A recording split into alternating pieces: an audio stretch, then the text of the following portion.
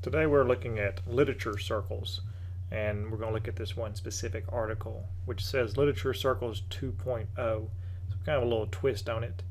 Literature circles are really big and people really like them.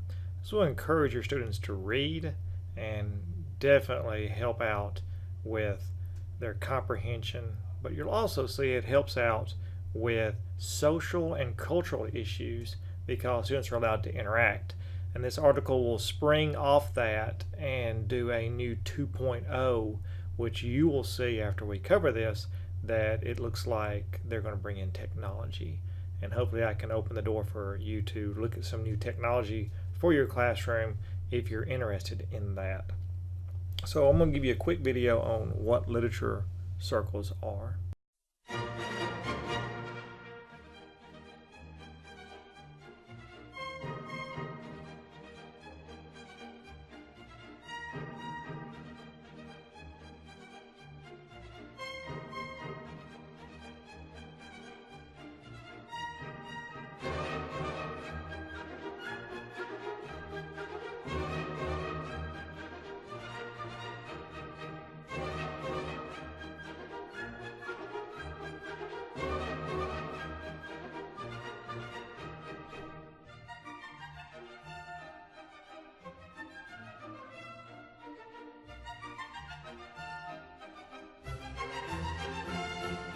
Okay, I'll start. So the role that I will share is connector.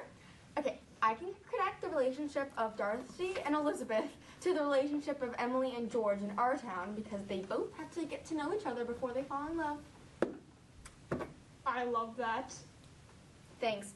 Okay, next I can connect the way that Lydia acts to the stereotypical teenage girl who is silly and has fallen in love.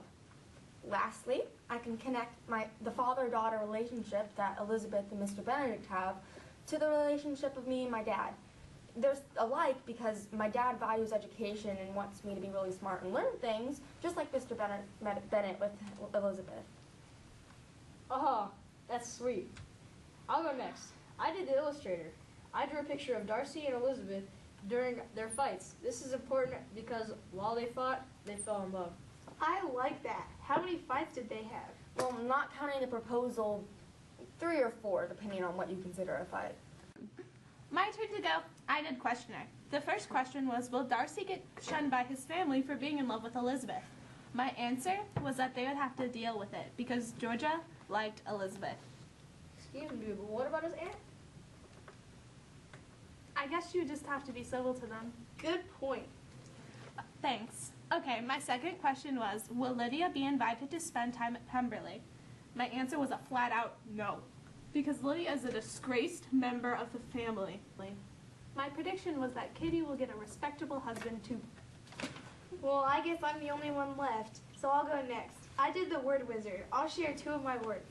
One was dowry. That means the money paid to the husband along with the marriage. Second, the word was estate. Estate means the manor house and the gardens and wood around them. Nicely done. Those are really important words to the plot, so it's good to know them. Okay, so I guess we're done. Let's go read. Read to the last page today. Yeah, we're at the end.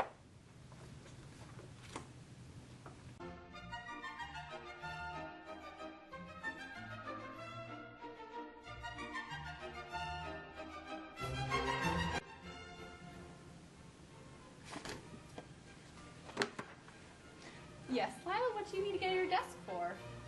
Can I have a recommendation sheet, please? Absolutely. They're right there. Go ahead, fill it out, and staple it up when you're done. Okay.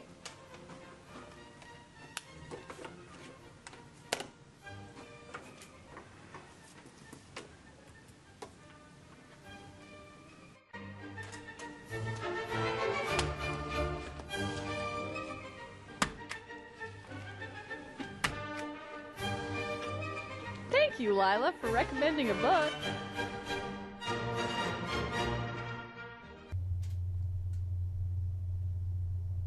I have replaced the document with a scanned document with my notes as I read it, so you can see a better understanding of what I saw. The very first paragraph says introduction, and I wrote, what is it? Literature circles are a technique that brings small, heterogeneous groups of students together to discuss text of their own choosing. So heterogeneous means a diverse population. And it says literature circles are typically comprised of 4 to 6 students. So that's up to you how you want to do that. Benefits are the next paragraph. Research shows that the incorporation of literature circles promotes student self-determination.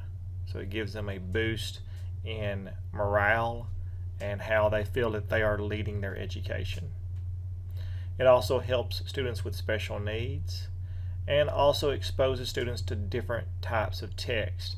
Well, that's because when they're in different groups, everyone picks their own research or their own books, and this allows students to share. I put 2.0 here because these first 2 paragraphs discuss how important literature circles are, and then it says, okay, well, this is what we're going to be doing, and we are introducing technology to literature circles, which will allow them to enhance their education and to make an exchange of information on an instantaneous process. In the next section, we talk about the traditional approach to literature circles. It says the traditional method of using literature circles was first described by Harvey Daniels in 1994. Students select their own reading materials. And then they form small groups. I put small groups right here. Each group within the classroom reads and works with a different book, meeting regularly during class time to hold natural discussions. So our first step is students pick their books, then they get into groups and they discuss their books.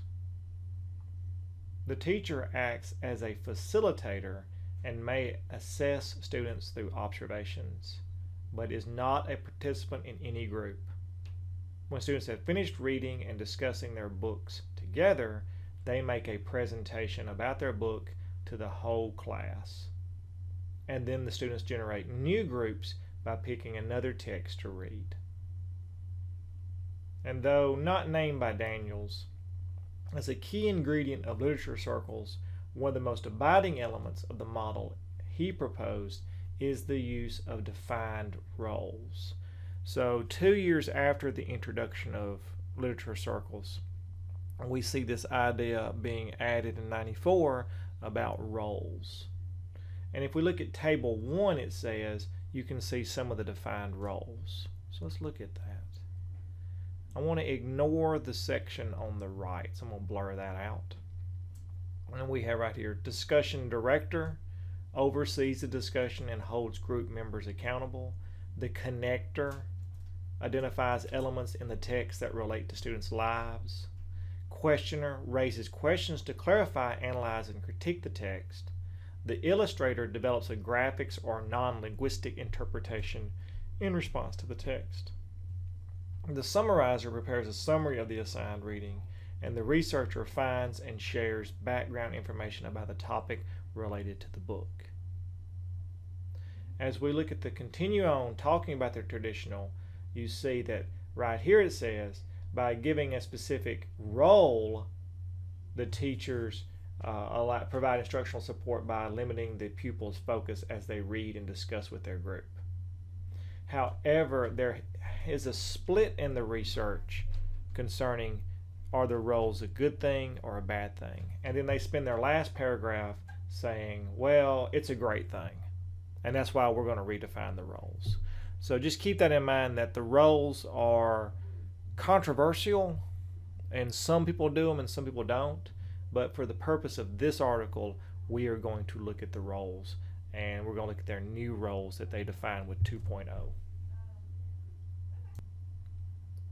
So as we get into this next little section, it says Literature Circles 2.0, and it just kind of reintroduces it.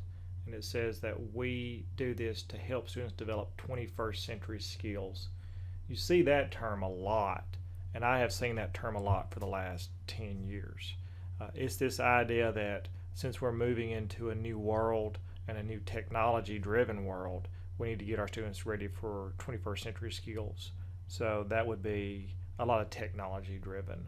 I would say the students are embracing it. Obviously, everyone likes the idea of technology. 21st century skills will be a term that will be continue to be used for a while, but that's what their idea is. We're going to do these new roles. So as we look at the other one, we're going to unblur it now, and we're going to look at that. It's saying that instead of discussion director, we'll have project manager. Instead of connector, we'll have the trend spotter. They'll use the internet and media resources to connect to background knowledge, other text, and other content areas. The questionnaire will be the bias detective. We hear that word a lot, especially with news. Critically questions the text to raise issues of the influence of the author's or character's perspectives and biases. The illustrator will obviously be the graphic designer.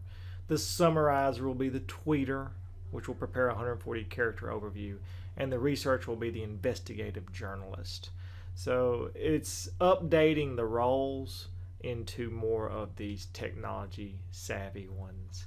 I like some of these. I definitely like graphic designer and tweeter because students do sort of live in a social media kind of age. Instead of giving a quick summary of one paragraph, we'll just have them, okay, create me a tweet where you discuss what we've learned. So it's just kind of updating the roles. And then in the next section, we'll see it says using Literature Circles 2.0 in the classroom. And I wrote here, change the role to new roles is what they did. And it's going to give you this first little section right here that says, in this section, we introduce 3 activities. So they're going to give us 3 activities that they think are very good for these new roles. It talks about mentoring, it creates capable learners, and I drew a little drawing right here, scaffolding technique, building people up so that they'll learn more. It gives you the flexibility of literature circles, and the activity introduced below allow for the inclusion of multicultural reading. So what does all this mean? This paragraph right here is saying, hey, you need to do this, but don't do it the way we written it. Do it where it's flexible. You need to scaffold. You need to prepare people for this. You need to give good and proper guidance. Don't just do what we're saying. Work with this and play with this. So let's look at the first one, which is teacher planned inquiry. I do, it says. It says for this activity, use Edmodo or Google Classroom, and it uses a very effective in maintaining detailed communication with students. And it says when implementing the teacher planned inquiry activity, educators assume the responsibility of assigning text.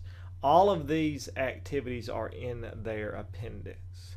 And you'll see teacher planned inquiry. Task 1, after reading, answer the circle questions below in group and answer independently the questions assigned to your role. The project manager, that's their new role, will post these answers in our Edmodo Google Classroom page once completed.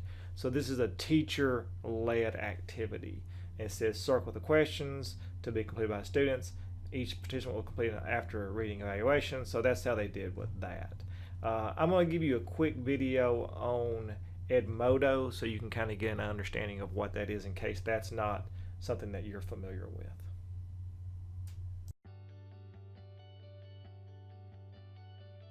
Welcome to Edmodo, and congratulations on creating your account. With Edmodo, you can create a safe and customizable digital classroom and get access to millions of resources from the world's largest education network. Let me take you on a quick tour of how to get started on our platform. When you first log into your account, you'll be able to see your home stream, a collection of posts that are sent from teachers you're connected to, either through communities you're a part of or groups that you've joined. Once you customize what you want to see, you can use the home stream to find and share resources, collaborate with your colleagues, and make connections with teachers in your school, district, and all over the world. Before you start connecting with other Edmodo users, you can personalize your account by creating your teacher profile. Post a picture and share some information about yourself, your teaching schedule, and your own education. Now, if you're like me, the most important network to foster is the one in your classroom. In Edmodo classes, you can create a digital space for you and your students to communicate and get work done, even after the bell rings. If you're using Edmodo to collaborate with other teachers, You can create an Edmodo group for your department or a grade level team to share files or discuss a student's progress. The real magic of Edmodo occurs once your students join your classes. As you improve classroom communication, start sending digital assignments, and create a positive online culture for your students, you'll be able to focus on what you do best, teaching more.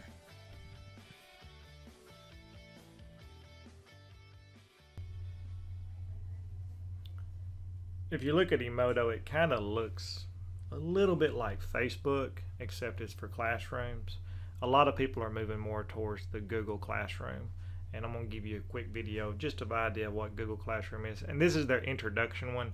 I went into YouTube and I looked at, there are 1,000 Google Classroom tutorials, which you can go into as you wish. Mississippi State University, we don't use Google Classroom. We use Canvas, which is what we're using now. The reason we do that is more stable, and the main thing is it's more user-friendly across the board for a lot of our older faculty members, and they like the stability of it. But a lot of schools are going to Google Classroom because there's no fee to use it, and it's there, and we pay a licensure fee for Canvas. So it's really whichever one you like. I've done both. I like both. But here's a video on Google Classroom. A few years ago, I started to watch the teachers around me passing me. It got more intimidating once the computers came. I felt as though if I couldn't get this, it would be time for me to retire.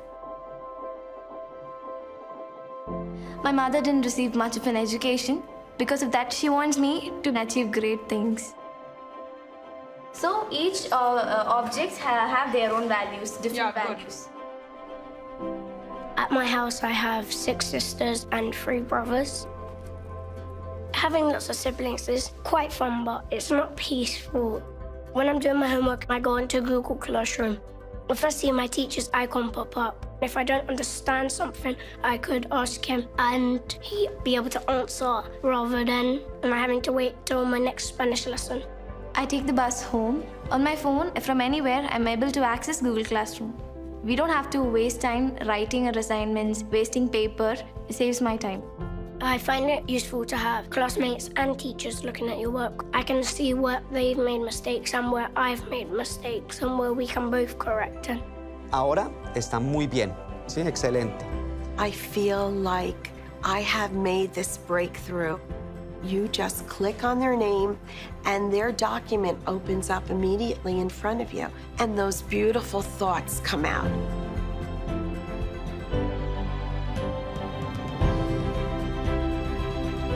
I want to become a software developer. I would like to get the qualifications for a judge because they help people out and stand up for people. I want to be good my whole entire teaching career.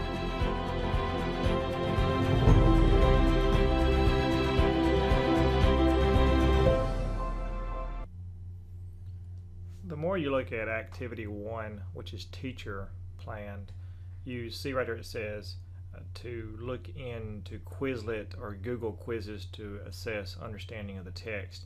So they're setting up their Google Classroom or their Edmodo, and they have these different little bitty roles that have to fill out their forms or their assignments in Google Classroom. And then they also use Quizlet, which is right there. Quizlet is, Google Quizzes is just as good. Quizlet is trying to compete with Google Quizzes, and here's just a quick video on what Quizlet is. Quizlet offers free, simple tools that help you practice and master whatever you're learning. Prepping for a test, practicing a language, memorizing recipes. You can learn it all on Quizlet. To start, create a set with the terms you need to learn, or find an existing set made by someone else. Then, study it with Quizlet's suite of fun activities and games, including flashcards, great for basic review. Learn to focus on what needs work. Test for practice quizzes. And match to compete for high scores. With Quizlet's free mobile apps, you can even study on the go and offline. So supercharge your studying and own your success by getting started on Quizlet today.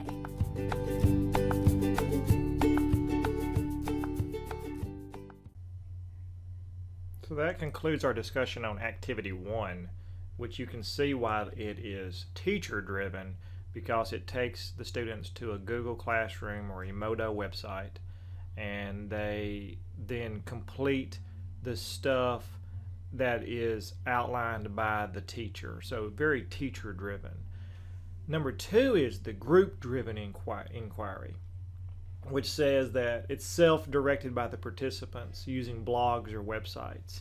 So as you look at the second paragraph, it says that the students get the information from Newsela, Google News Archives, the Dogo News, or News and Levels. So you can do that with different Google searches. You can look at that. The Google News Archives is just really good. It's all the news from, you can actually select different dates. You can look at that on your own if you wish. It says something interesting about the group-driven inquiry is that each participant has a responsibility to contribute to their blog or website in a unique manner. So the graphic designer, for example, would do theirs in a graphic way, or they call it a non-linguistic interpretations. So as we look at that assignment, which is B, it says Group B, group-driven inquiry. For example, so the students would search for an online text of your choice about cultural diversity and multilingualism, and you may find high-quality informational text, and it gives a list where they can look at those. After reading the text and communicating with your team, create a blog or a web page that portrays your understanding as, of course, with your role. So each participant will explain in detail his contribution to the blog or web page. Explain in detail your contribution to the group's blog or website, and then you'd have all these, the tweeter, the investigative journalist, the bias detective, the trend spotter, as well as the other roles. So that's more group driven because the group determines what they want to read. The group also finds it through doing their own search, and they also find it through their search of the database that they wish to use. And that's how that works.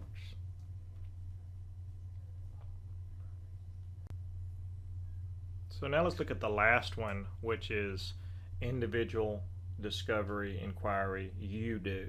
So I do, we do, number 2 is we do, and 3 is you do. So with you do, the students will do most all the work, obviously. And it says it's for advanced reading levels. By fulfilling 2 to 4 roles described above, these roles can be assigned by the teacher or be chosen by the students. And this allows students to have a more in detail. And they can use an infographic in Canva, answering each question if they wish. So let's look at that activity. This is just more of the students do more of the work. Example of individual discovery inquiry activity. The students would obviously select their own text, and then they would do, look at this, bias detective, raise an issue you found when reading your text. Why is this an issue? Suggest a possible solution for this particular issue to the author. So each one of these roles have higher level, higher critical questions for the students to answer. This is where a student could definitely get lost and say, I don't want to do this, this is too much. So you're going to have to really be on top of this. You give a student who is struggling to read, for example, the tweeter, prepare a short and relatable overview about the text that you would share in social media. All right, that's fine, but then incorporate hashtags or links as needed to make connections with your social media audience. They might have a little trouble with that, which would result in that student needing remediation. So with Appendix C and the You Do activity, I probably would reserve that for my really strong readers, my students who are having no issue at all with the social media aspect of like the tweeting, the trend spotting and all that, and have no issue with using the Google Classroom or the Edmodo that you're doing. And they're just like, this is easy and I want higher level. So that's why the article actually says you need to really be on top of this. Otherwise, the students are going to get completely lost. And then we look at the final conclusion of this, it says that literature circles are very powerful. Why? But it's just culturally embedded because the students are going to be bringing what they want to read into those circles. They're going to also be bringing in just examples from their own self, and that's good. It's student directed, obviously. They give you an example here about a student with an English speaking, it's an ELL classroom, but that's fine. And then the conclusion just says this is a really good idea. So just in an overview of this, let's remember that literature circles have been around since '92, and they've been going very strong. The roles have been argued if those are good or bad, and then this article says, okay, let's take these roles that we have and let's tweak them into, let's tweak them, not tweet them. Let's tweak them into more of a 20th century roles so that they could actually, and then bring in technology to make them even better. I like this idea. It's very good. I'm going to give you one last video, which is, I call it, it's more in-depth literature circles instruction.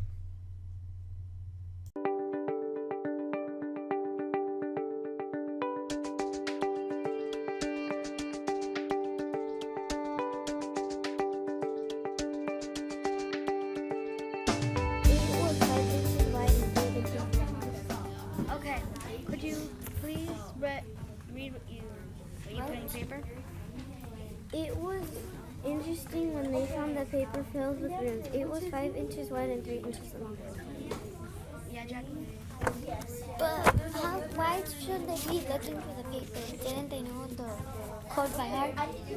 No, because it was like mixed words. It was mixed words like A, C, B, F. Okay. Guys, you have something to say? Yeah, I think she had a... I've been doing literature circles for 4 years, and the trickiest thing is the beginning. It's just teaching the routines, modeling it, teaching the rules, teaching my expectations, because if you don't take a lot of time at the beginning, it's going to fall apart all through the year. They need to know what you want and how to do it and what not to do. Okay, so we're going to communicate, create, critically think, and collaborate. Communicate means talk and listen. Create, we're going to be creating really good sentences using our mind to create something very fantastic. Critically think, solve problems, and we're going to collaborate, which means work together to create something amazing. In literature circles, it's a 4-day activity. What we'll be doing is we'll be reading a new story called Journey to the Center of the Earth. And I chose this book because in science, we're learning about life cycles and how everybody relates to life, and we need environment. An environment, we need life. And I chose this book because in social studies, we're learning about landforms and regions, and you're going to see all that in this book. So I think this book you'll find very interesting. On Tuesday, I introduced the book. I tried to create some motivation and a will for them to want to read it. I introduced the jobs, I introduced their groups, I introduced what was expected. These are the jobs. The first one is community connector. Repeat, community connector. And what we're doing with that is I want you to refer to details when explaining the text. So when you're reading the text, you're using the details from the text to explain what you want to say, okay? And so this is what the job description is. So pay attention. If this is what you want to do, then you will probably want to talk to your leader and discuss and give them your opinion of what job you want and the supporting details of why. We've been practicing supporting details. Back up your opinion with details. So you need to make connections between characters in this book, other books, your life, or someone else's life. So while you're reading this book, if something reminds you of your life or another book, you'll list that. The first day was just a lot of teaching, a lot of modeling. Actually, the whole day was pretty much teaching and modeling and showing what I wanted and what I didn't want, so that they would, when they worked on their own, they could do the assignments. But wants to be another, besides the art, whatever it's called, the other ones, like the other jobs. What's like another job you want? Which one? The super soul. You want to be that one? To choose their roles, I had the table leader, or the captain, be in charge. And I just said, you're in charge. I wanted them to take leadership. I wanted them to problem solve. And I combined the PBI skill, which we're learning right now, which is disagreeing appropriately, because I knew there'd be disagreements. Somebody would want probably the artistic adventure, and somebody would not want the summarizer. So I told the leader, you're in charge. You decide how you're going to give out the jobs. Maybe they can give you their opinion and back it up with supporting details, or you can decide whatever way you think is fair. But I wanted them to take the leadership and decide who gets what job. Good morning, class. Good morning, Mrs. Richardson. How are you today? Good. Good. Okay, yesterday we had our first lesson on literature circles. I explained what it was, what the purpose was, and what the expectations were. I'd like to re-explain that just to make sure we're clear on what we're expected to do and why we're doing literature circles. So what literature circles are, you're reading a book. Everybody's reading the same book at this time. We're all reading the same pages, pages 1 through 18, I think we decided on yesterday. You are responsible for those pages on Friday, because on Friday we will be doing activity with those pages. So you are responsible for reading the book, pages 1 through 18, and completing your activity sheet. You have different activity sheets. All of these activity sheets are encouraging you to create and to critically think. All the sheets will be different. Nobody will have the same answers. You will be creating your own answers using the book, using text. I do literature circles for many reasons. One, I want them to love reading. I want them to talk about the reading, and yes, I guess I do want them to find enjoyment and find a connection among themselves for reading. But also at the end they talk, and I think that's very important, the collaboration, the communication, because they're not used to talking about a book. They're not used to talking educationally. All right, so what we're going to do today, I will be pooling you as groups. I'm going to start with the vocabulary enricher because I know that's probably the most confusing activity we have. So I will work with you. Then I will work with the other groups also. If you have a question, you're stuck, you're not sure, this is the first day we're doing this. If you have a question you're not sure, try, keep reading, and know that I will pull you as a group so any questions will be answered. The next couple of days, the kids would work on their assignments individually, and I would call back each group. I would explain what I wanted, what I didn't want, and they would ask questions. And then they would show me what they had, and then I would say, yes, that's appropriate, or no, let's add a little bit to it. So it's just a lot of modeling and a lot of showing what's right and what's not right so that they will see what the expectations are. So whenever you're reading a book, there's always words you don't know. Or maybe there's words that are puzzling, words that are confusing, or you just like them. So I want to use context to figure out these words. So what we're going to do is let's just start with page 1. The most difficult job, I think, was the vocabulary enricher, and I really had to show them how to use a dictionary and how to use context to predict. And probably I'll have to show them a couple more times because that's a very hard job and a lot of components that go with it. So my prediction is I'm going to put a title, somebody's name. That's my prediction. I used the context of the capital letter just to help me figure it out. So everybody's prediction is right. The reason is you're using context. But now let's find out what the real definition is. So when you're doing this, I never want you to change your prediction. As long as you use some type of context, whether it's the whole paragraph, maybe the whole page, or maybe a lot of people used parts of a word, that's fine. As long as you use some type of clue, your prediction is good. If you just guess, it's not right. But you have to use some type of clue. But let's figure out what the definition is. So now we're going to look up professor in our dictionaries. You may begin. Once they have the routines down and the rules, they will continue to work. They will continue to do their pages and their activities. But I will also continue to call them back in small groups. Even if they have it down, they know what they're doing, I want to increase their depth of knowledge. I want them to grow. I want them to continue to getting better and better at whatever level they are, whether they're the lowest level or the highest, they keep on growing. So I am always calling back groups. They're always working, and we just work as a team to get better together. You find they're not participating, they're feeling a little shy, you could go, oh, so what do you think, Alexis? Or you could say, oh, we haven't heard from Mia yet. Or do you agree with Jacqueline's response? So you guys can use this soliciting a response to help you, okay?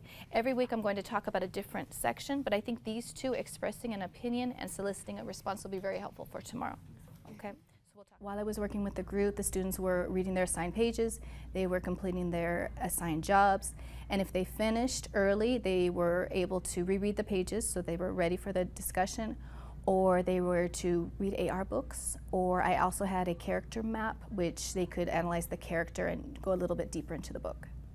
Today we're going to do our last day of our literature circles. It's probably one of the most important days because we're doing something different. We're going to be working on the communication and the collaboration piece. So the last day was a fun day. It was nerve-wracking because I didn't really know what to expect since it was the first time we've done this. And I explained exactly what I wanted as far as working together, collaborating in groups, communicating together. Are we ready to start our discussions? Who's going to have a great discussion? Who is going to build on each other's ideas? Who is going to express their own ideas and not be shy and just express yourself? I like it. All right, I'm excited to see what kind of discussions you have. Table leaders, you are ready to lead. You may begin. Okay. Discussion director. What might happen if Lime Rock had lost the paper with the cold? I would think that that they would have to go like halfway through the world to actually find it. Jacqueline. But they'll rush until they find it. Like they'll look everywhere.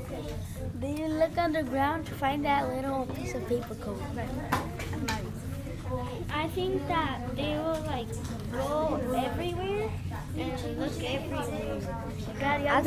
I think they'll go to outer space to look for it. Okay. Today, the group that we looked at, they did a great job, but they seemed a little bit structured. They had a list to follow, and they followed that list very well. I hope in the future they don't need the list. I hope in the future it's natural. They have the questions that flow, and it becomes more of a natural discussion. That's what literature circles are. It's just a discussion. It's a collaboration. It's a group work. So I want them all to feel happy talking and comfortable talking, and eventually they won't even need the active discussion strategies and sentence stems. They can just talk like they were talking on their own. So that's my goal for the next few weeks.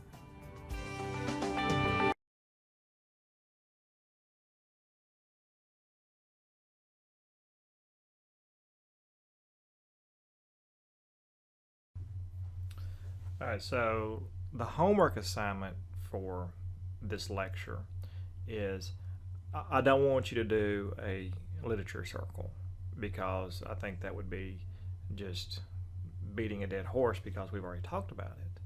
But what I want to do is I want to springboard off this article, and I want you to transition to kind of like a student that's in a class. And what I want you to do is I want you to visit these 5 places: Google Classroom, Quizlet, Canva, Google News Archives, and Edmodo. Create an account, which is free, all right? And then once your account is created, I want you to spend 5 minutes, and 5 minutes alone. That's it. 5 minutes on each one of these. So it's 25 minutes total.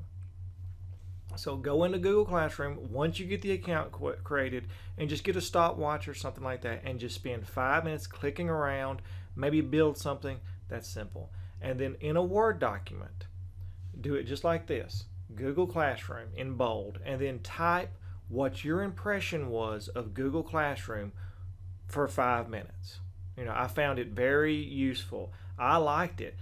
In fact, I'm going to go ahead and just keep playing with it. Some things are kind of weird. It's not user-friendly, and I want you to see it from a perspective of a student, because when a student gets in there, the first 5 minutes are very critical.